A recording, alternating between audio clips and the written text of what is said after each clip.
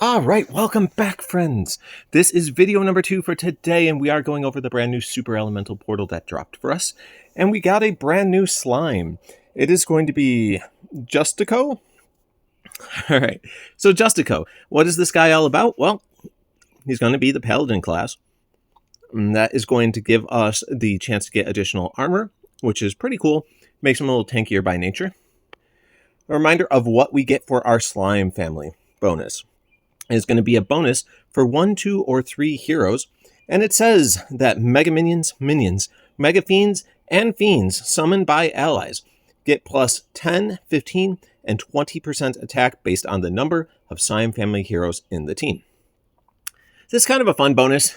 I think the important part to remember is that this is a multiplier. So you do get that plus 20% additional attack on top of everything else that they do. So if they start with 50%, my understanding is that unfortunately this doesn't necessarily multiply on a multiplier. I think it just increases it to 70% attack. So just keep that in mind. But it is nice to get additional strength out of those hits from your Fiends, your Minions, your Mega Minions, your Mega Fiends, all that fun stuff. Okay, so down here in the passes department, what do we get? We get Slime Minion upon defeat. So these are the standard slime, passives that exist. But basically, when this guy dies, he is going to summon a slime Mega Minion to his nearby allies, and the slime Mega Minion is going to have 50% HP and 40% attack inherited from the caster.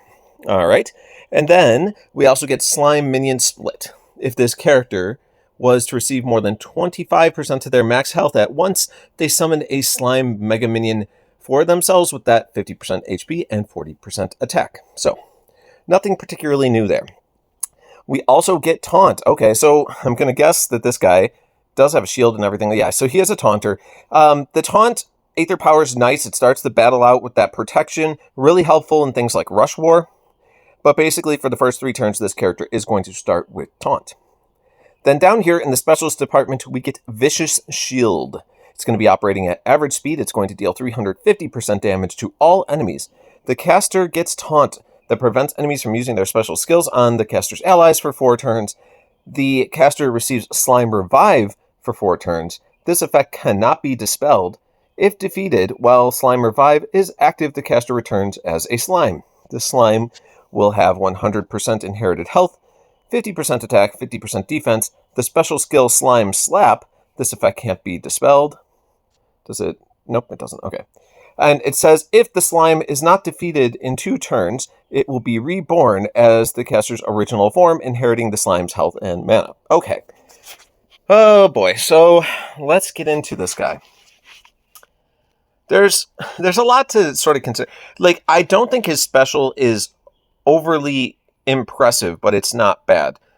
So let's talk about it. Where is this guy at stats-wise? And I think this is a very weird card to display because they're going to put quite a bit of his stats into attack by nature when they show us these previews. So you see that 1873 attack and 1846 defense. Look, this is because it's on the attack path. The truth is, if you were using this guy as a taunting tank, I think you'd want to have more health and more defense than what's listed here. But the reality is, you don't have to. And here's why I'm going to say this. Because most of the time, when you think of a taunter, you think of a character that's specifically designed to absorb hits for your team and sort of stay alive, right? I would argue this guy maybe functions on a slightly different level. Yes, he is a taunter designed to take some hits for your team, but I'm not sure you necessarily need to worry about making him overly tanky, and I'll explain why momentarily. This guy is doing a 350% damage hit to all enemies.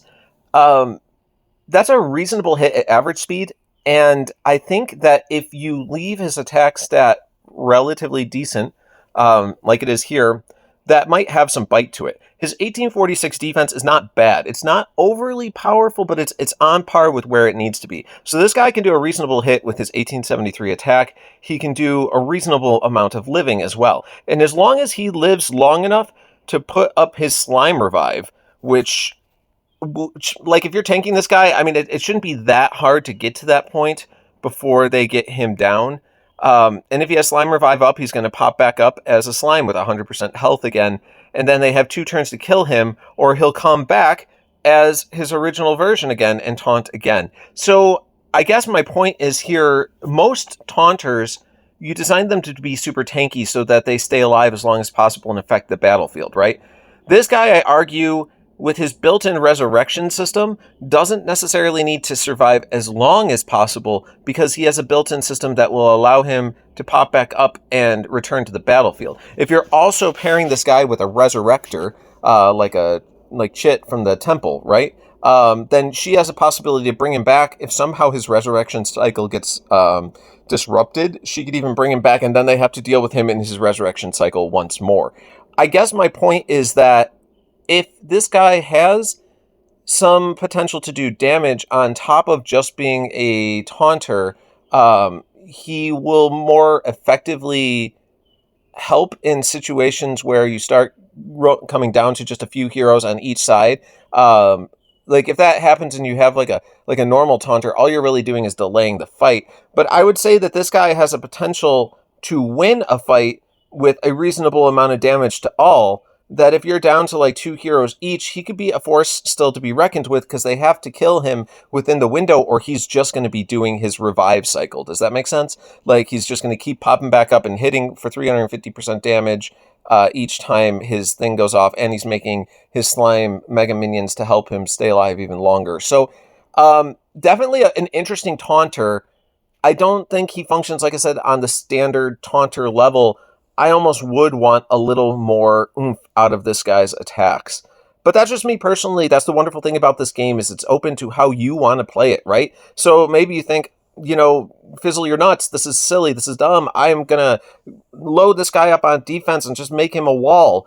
Okay, great. Do that. Like, I think that's perfectly fine and acceptable too. I think you're missing out on some of his potential damage output that way, but like, who cares? You have other characters you probably brought for damage, right? So just go with that. Anyway, let's rate this guy. On a scale of 1 to 10, where are we going to put him?